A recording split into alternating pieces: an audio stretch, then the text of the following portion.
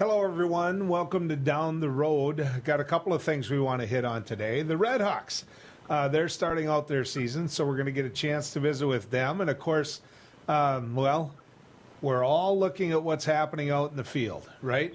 People are working some long hours to try to catch up because there actually is some seeding going on right now. I don't know anyone that understands this better than Sarah Heinrich. She is Farm and Ranch Director at my other job at KFGO. She is also the head of Growing Harvest Ag Network, which is heard all across the state. Let's bring her in.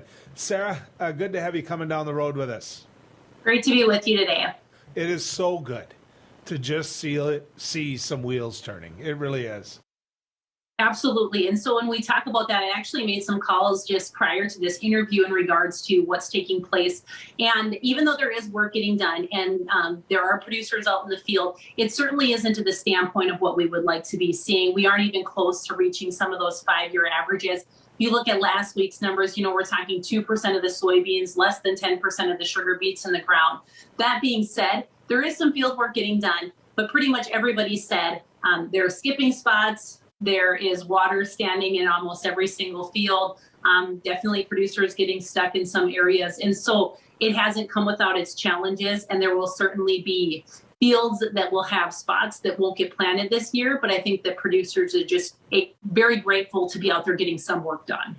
And actually, you can see some of that. They're just going around the wet areas saying, look, maybe we'll have to come and try to replant or maybe just leave it for this year. How does the program work, Sarah? If you're planting 160 acres and 30 of it's too wet to put in, what happens with those 30 acres? And that's all figured out with the FSA office. So you could make, 30 of those acres into prevent plant acres. And so when you go into the FSA office, you'll be bringing in your maps. You'll be going over things and saying, I got this planted. I didn't get this planted. And so that'll all get factored in. At the commodity prices that we have today, producers are going to scrape for every single acre that they can get planted, just because we're seeing, historically high prices right now. We're hopeful we have the moisture. We're hopeful for the heat units to have yields to go along with it. And so every producer is really working to get that crop in right now and working some really, really long days because it is far more profitable if they can get those crops planted right now. There's a lot of people that don't understand PP or prevent plant, and they assume that farmers like that. And they like it because, hey, they don't got to go out and they don't have to work it. They don't have to harvest it. Explain to people, if you would, as a farmer yourself and as someone who knows this state, travels all over this state and looks at the different conditions, explain to people why that's not true. So my husband said to me a couple weeks ago, he said, we will do everything in our power to not have a PP acre on our farm this year because you still have to take care of those acres. Those acres are still growing weeds. Even if they're not growing a crop, I can guarantee you they're growing weeds. And so you still need to care for those acres. You still need to manage those acres, and you aren't yielding a crop off of that. So you're running around and you're doing a lot of damage control for bare ground and for a crop that you're not going to harvest because obviously there's no crop there. And so it's far more work and I feel like labor intensive to be running around and managing acres that don't even have a crop on them versus, putting that crop in the ground and actually getting a yield for the work that what you're doing. And so we do everything in our power to try to avoid a PP acre. Yes, you don't have to go out there and plant a crop, but that doesn't mean that you don't have to be managing those acres throughout the growing season. Well, and I would add this, don't lose sight of the fact that like you and Richie, everybody's proud of what you're growing in that field, and nothing is worse than going into church and people driving by that quarter of land you didn't put in. Fair? Right. Nobody likes a weed mess. Nobody likes seeing a quarter of land that didn't get put in the ground. You're paying cash rent on that ground, or you're maybe making a land payment on that ground. And then you're having to go out and manage the weeds on that ground. And so just because you didn't have to go out there and plant it certainly doesn't mean that there wasn't any work or money invested into those acres. So what's changed in all this? What do we see more soybeans now because of it? Do we see shorter varieties when it comes to corn? Do we see, small grain, that window, or at least the better window was sooner? I mean, what changes now that we have a later planting date? I think that we probably will see more soybeans. For the most part, I think most producers are trying to stick to those initial cropping plans. That being said, I mean, we are at the far tail end of being able to stick with those original plans for just being pushed out of the field for so long. Do I expect more soybean acres? Do I expect a lot of soybean acres in North Dakota? Absolutely. We were anticipating a good number of soybean acres anyway going into this planting season. For the most part, I think producers are going to try to get that crop in. You know, insurance deadlines, they always are, they just continue to, that coverage continues to decline by 1% or so for every day that you're past. And so I think producers will give up probably some on that end. And, you know, another thing that one of the extension personnel brought to my attention this morning was saying, I think a lot of producers are trying to stick to their original cropping plans because of seed availability. And, you know, yes, it would be easy to switch to a shorter day variety, or maybe you want to switch things up a little bit, but is that even available? And so I think for the most part, for any producer who does have seed on hand at this point, they're going to try to get it into the ground just for time and logistic purposes. It's not like anybody has a lot of time right now to be waiting for product. You know, when you talk to some of the old folks, like both you and I do, you know, the word a couple weeks ago was don't panic. Sometimes we have some of the best crops we've ever had with a real late planting season like we've had. I'm not sure if that hasn't changed over the last couple weeks or over the last week. I think some of the older guys are starting to look at this going, oh, wait a second. I don't remember having to put my whole crop in when it was this state and beyond. The mentality or the motto that my dad always used when I was growing up was always late is never great. And so I think that that's probably ringing true even more. So as we're seeing more research come out, we're seeing more yield data coming out, showing the benefits of getting that crop in early, showing it the benefits of getting it in on a timely manner.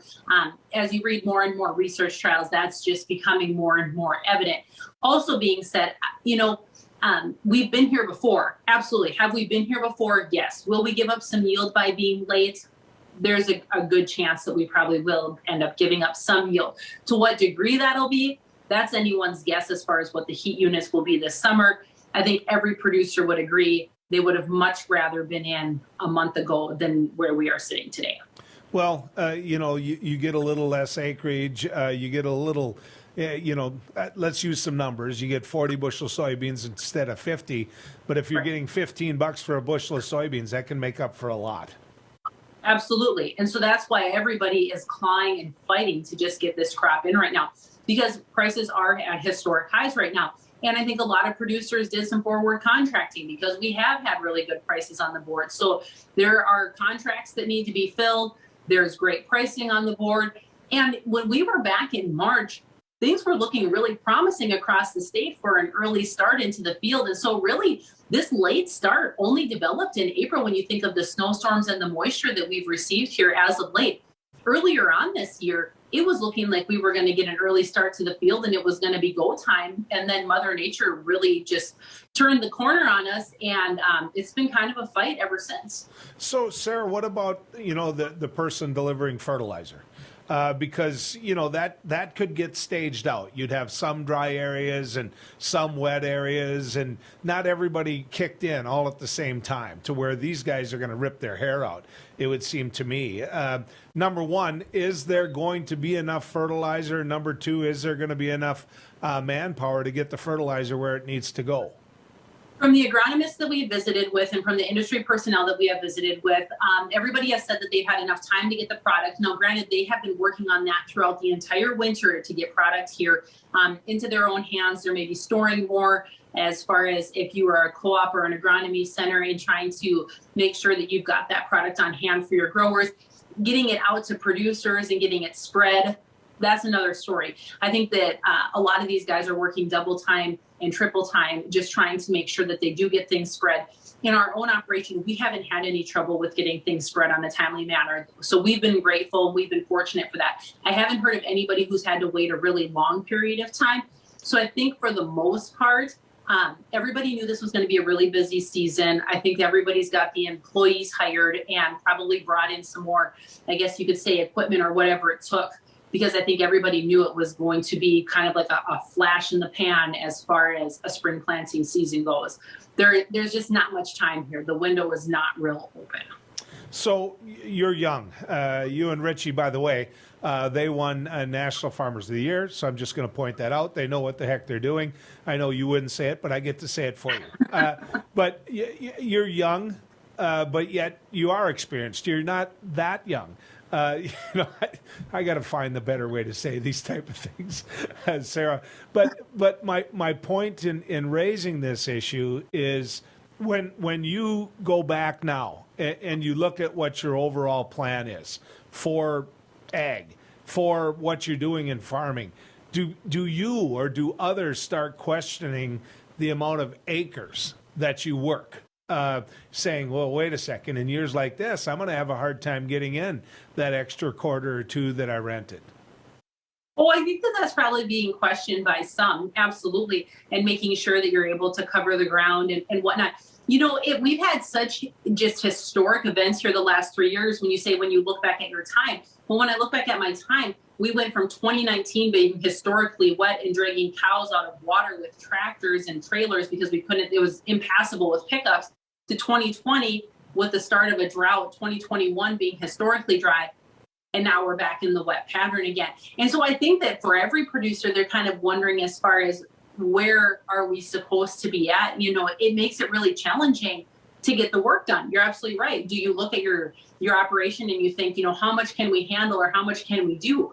Because these events that Mother Nature has been throwing our way has made fall harvest really hard. It's made spring planting really hard with the drought conditions. It's, that made things really hard as well because people were selling cows and selling off their herds because of what Mother Nature threw our way. So absolutely, I think that every producer probably looks at these last 4 years and thinks to themselves, where am I supposed to be at and how much can I handle? Because we've had a lot of extra work thrown our way.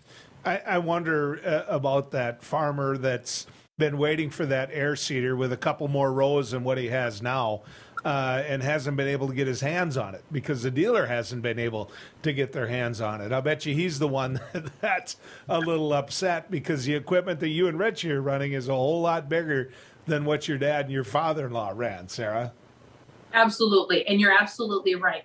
I think that is one of the main concerns in the ag industry right now on this very day is if I break down, will I get parts? And, when can I get equipment? When can I get something bought? Because everything is on back order. Everybody's worried about being held up. And when you have a season that's as condensed as this is, it's really hard to be broke down and not being able to get the parts that you need to be able to finish the job. And, that just wasn't the case just a few years ago. But with our supply chain issues that we're facing, that is a really real thing right now. I know even on our own operation, we faced trouble with getting parts last year, and the situation hasn't gotten a whole lot better this year. Sarah, what does it mean in the area of ranching when you can turn the cattle loose on that pasture? I mean, how has this affected the other part of your life? Well, we have the moisture, and so I think every producer is extremely grateful for that because we do have more grass going into this year than what we ever saw last year at this time in the game. We need the heat units right now to really make things mature, really make things develop, because even though we have that moisture, a lot of that grass is still pretty short that's out there just because it has been so cool.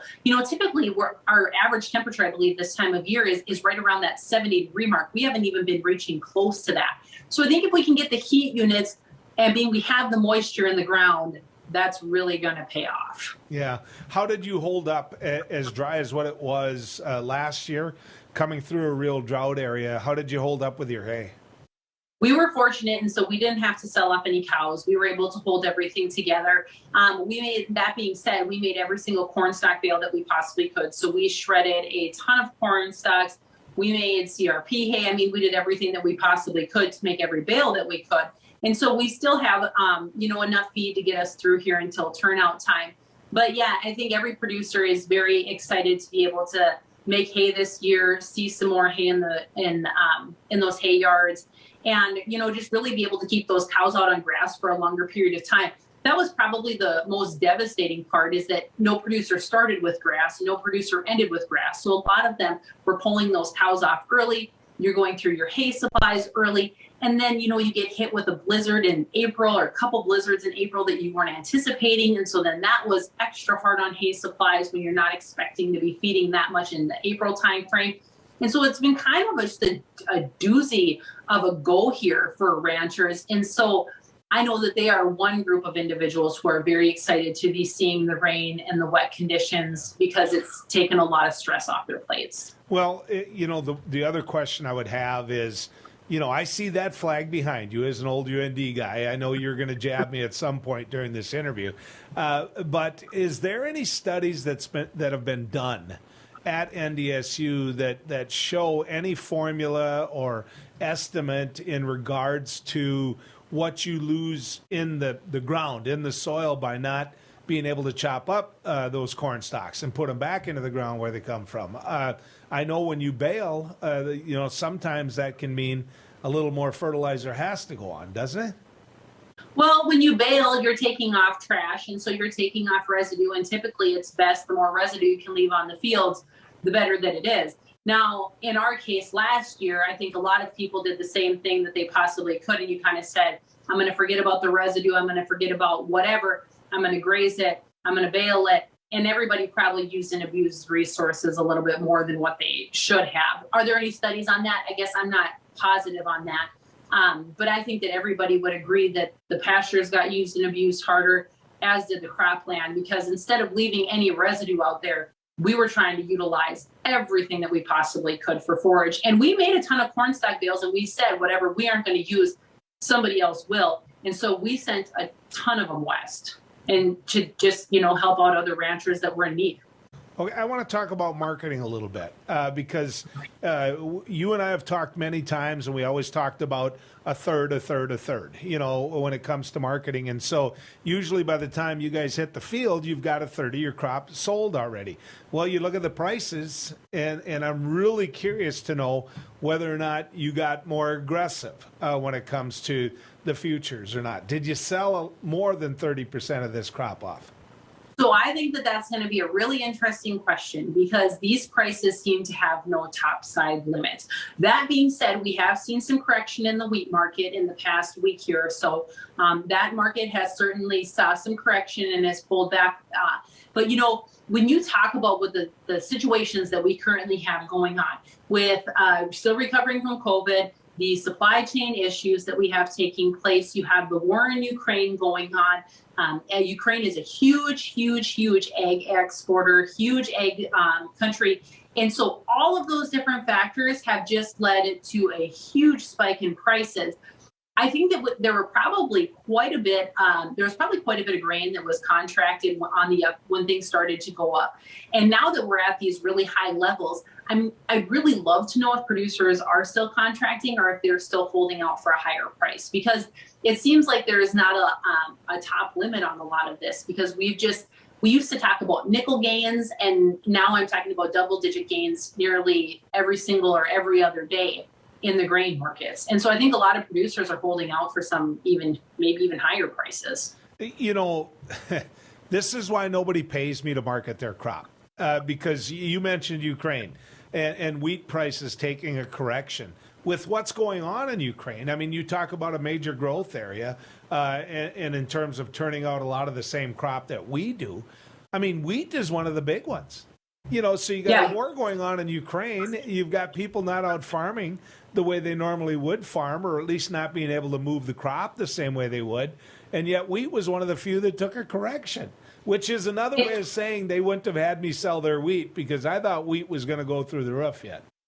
And wheat has gone through the roof. Don't get me wrong. I mean, wheat is at historically high record figures right now. That's why, even though it is so late, any wheat ground that was planned by a producer this year, I'm sure they're still fighting to get in, because wheat is at historic high prices. We've seen it pull back a little bit, but I mean, the price is still extremely profitable on our end. Don't get me wrong there.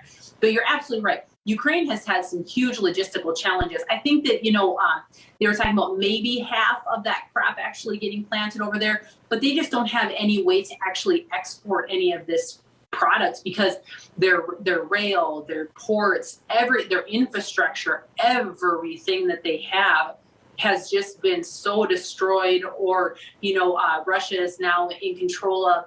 And so it's had a huge impact, I guess you could say, globally on the markets because of what they're experiencing as a country, as a nation, because they were a huge player in the wheat market. So you take USDA and you take a look at what they're doing. You and I both know they're pushing for a double crop in a lot of the areas where I don't think we have the option for a double crop. I know that there's talk about the price you pay and the soil and everything else for that double crop, and is the yield going to be worth it in the end for what you invest in it? But what changes for us in the northern tier when we don't get a chance at that double crop and others do?